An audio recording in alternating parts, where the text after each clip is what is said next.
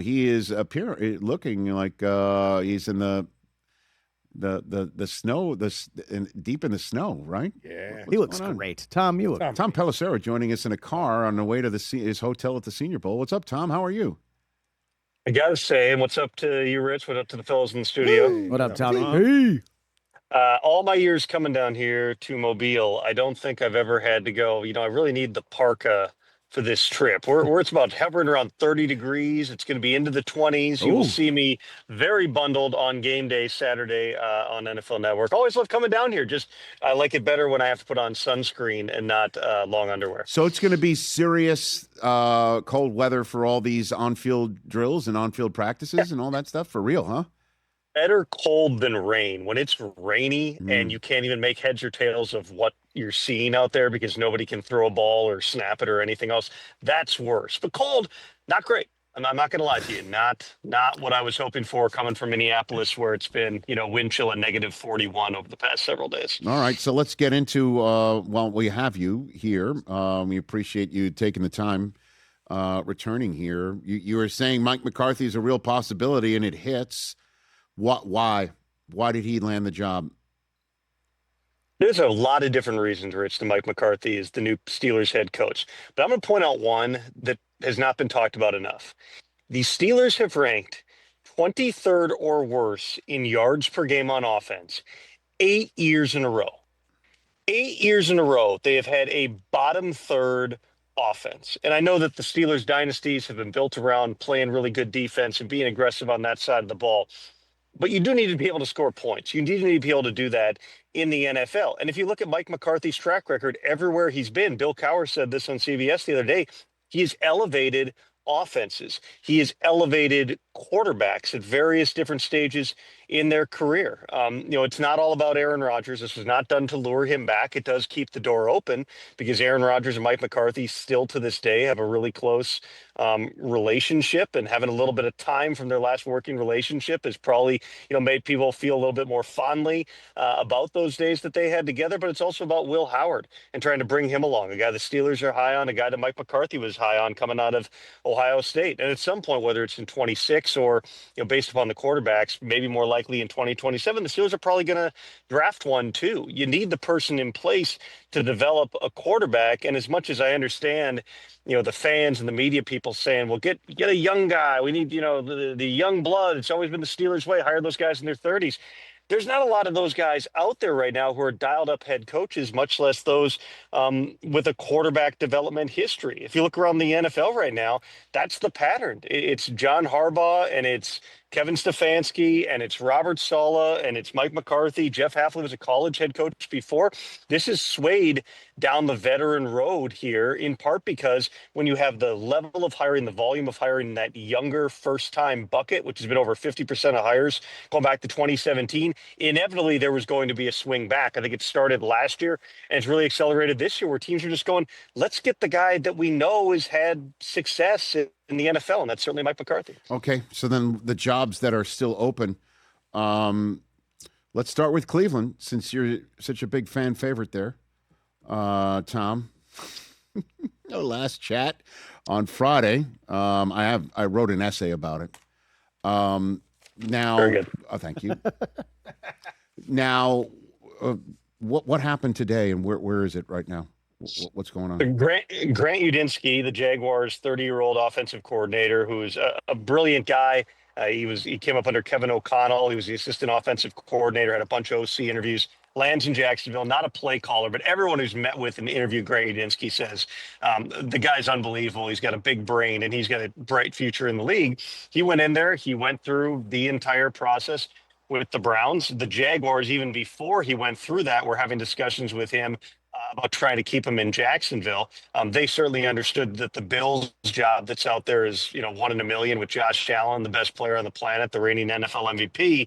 So basically the deal that they reached was he now gets a bump. He's got a new contract in Jacksonville. He's withdrawing from the search for the Browns, but he is allowed to continue to pursue the Bills' head coaching job. So obviously this follows the pattern recently of, for one reason or another, and it's not all the same from person to person, but it's another candidate who is in the mix for the Browns who is no longer in the mix for the Browns. So at this point, they're out in LA. They're interviewing Nate Scheelhaase, another young, very bright guy, most recently the Rams passing game coordinator.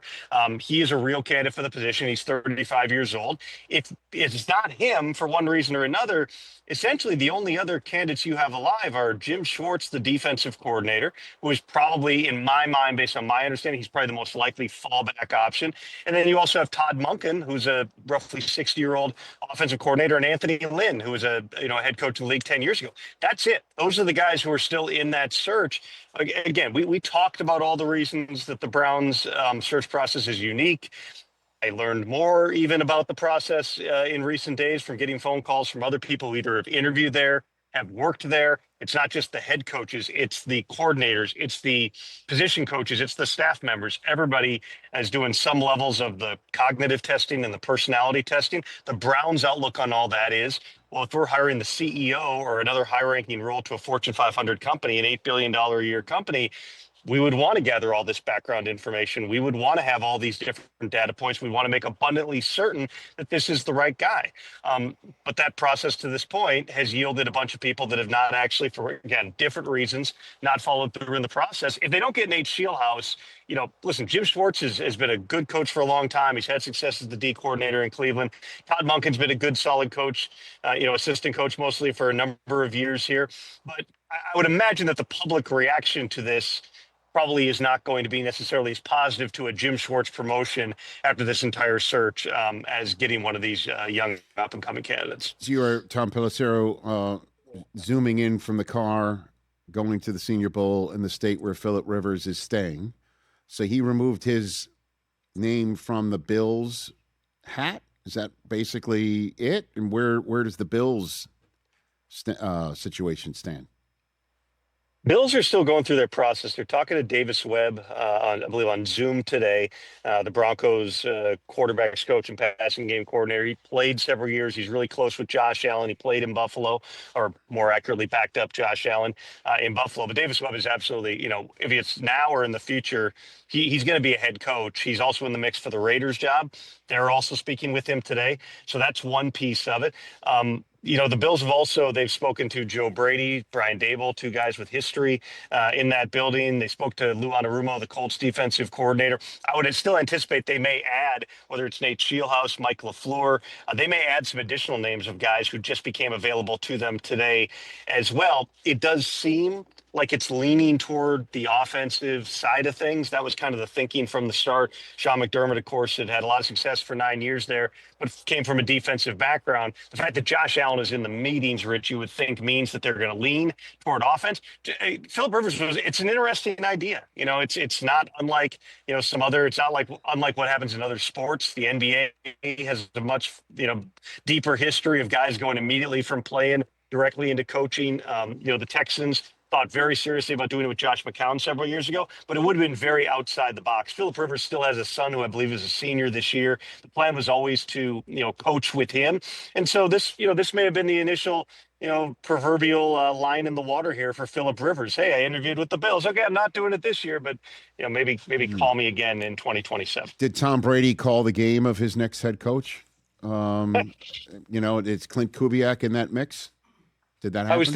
I was thinking two things here, Rich. One, Tom Brady is watching Clint Kubiak call an absolute masterpiece for the Seahawks. Two, wait, Tom Brady is there and Joe Brady is interviewing for the Raiders head coaching job on the same day. This is part of the odd, part of this multifaceted role that Tom Brady has. Is there's parts of the process that he's been really involved in. There's other parts like this current round of interviews that it sounds like he's not involved in. Clint Kubiak certainly, I believe is going to have at least one more interview. Whether or not he actually pursues a job, whether he decides to stay in Seattle, and if they make that worth his while, there's a lot of stuff to sort out. What's so amazing with Clint is, he's on his fifth different team in 5 years. He has bounced around. There was a little bit, from my understanding, that they had to kind of talk him into, hey, come to Seattle, because you can imagine a guy who's got a wife and a family. They're like, how many times are we going to do this consecutively? Well, it hit, and it hit in such a big way that a guy that when the Seahawks hired him, they were certainly not thinking this guy might be one and done here as the offensive coordinator, has very much been in focus. But, the types of jobs we're down to here, Rich, may weigh on some of these things as well. This is not solely to bag on, the Browns, and obviously we've well documented their process and the number of candidates that have said no. But the Arizona Cardinals is a really, let's call it, challenging job with what they have to do and figuring out, probably eating a bunch of cash and cap on Kyler Murray, trying to find a new quarterback, figuring out all the various things of why things went wrong a year ago in a division where you're going up against McVay, Shanahan, and McDonald for the foreseeable future. That's a really difficult job. And then with Las Vegas, I just said it. I mean, you've got Tom Brady, who ostensibly is running the football operation along with John Spytek. That's directly a quote from owner Mark Davis. And yet, people come out of those interviews just going, who exactly is running the building? What exactly what am I looking at here? Tom lives in Miami. How is he co-running the football operations, from 2,000 miles away? Again, and in a really tough division where you're going up against Sean Payton, and Andy Reid and Jim Harbaugh. And then you got Cleveland, which again, we've talked a lot about that. So 3 of the 4 jobs left.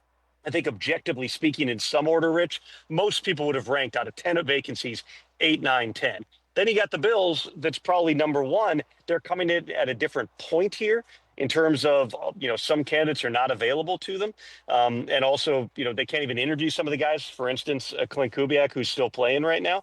But certainly the fact they've got Josh Allen, that makes it a really, really intriguing job. And I would think that if any of these candidates are in a mix for multiple jobs, Buffalo's going to get the one they want. Last one, Tom, the sources that you speak to, that text you, that reach out to you, that you talk to, that you buttonhole and vice versa, are all talking about what coming out of Championship Sunday, out of those 2 games yesterday? Well, I mean, a lot of it, honestly, was about the coaching search and the fact that, how quickly this could now escalate things. Because you're talking about some of the remaining main candidates that are available, Davis Webb, Mike LaFleur, Nate Scheelhaus. You can hire those guys today if you want to. If you want to hire a Clint Kubiak, technically you can't do it for 2 weeks. But the fact that those 2 teams were the ones that lost, that accelerated things. Bigger picture, I mean, I certainly think that the 4th and 1 decision, I talked with a lot of people about that, last night, and talking about Sean Payton going for it. I would point to this. We can debate the data and analytics. Do you take the points or not all day?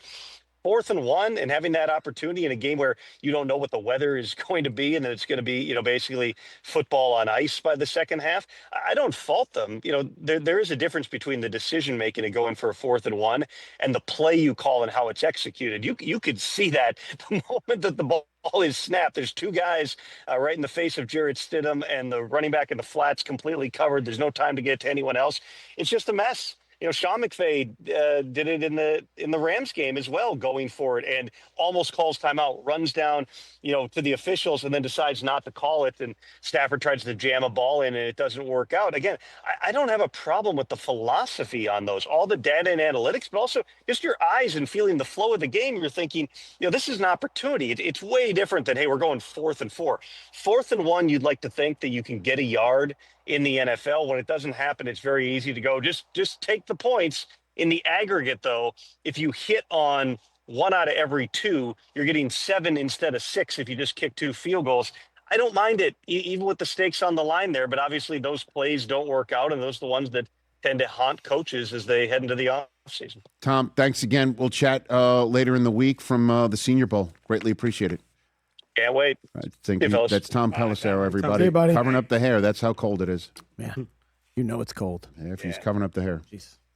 Hey, you made it all the way to the end. Thanks for that. Check us out every single day streaming live on Disney Plus and the ESPN app 12 to 3 Eastern.